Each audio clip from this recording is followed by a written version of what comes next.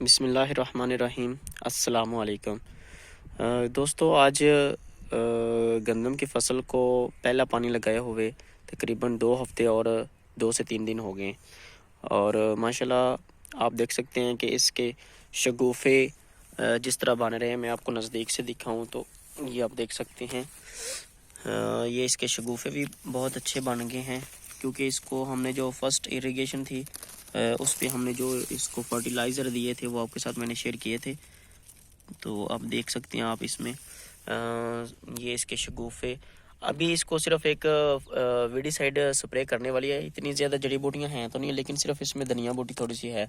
बाकी ये असल है कि आपको दिखाना था कि गंदम का माशाल्लाह कलर और इसकी ग्रोथ ये आप देख सकते हैं माशाल्लाह बहुत अच्छी है।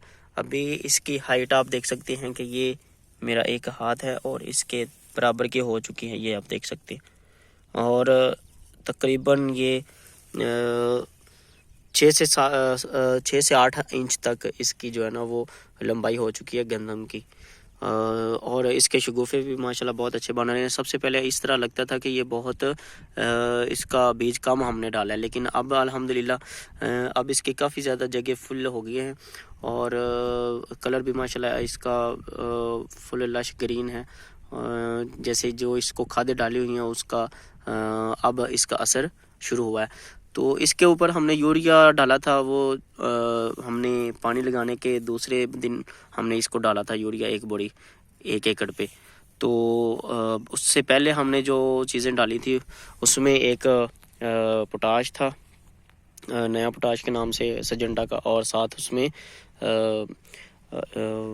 DAP की 1 बोरी हमने डाली थी 1 एकड़ को।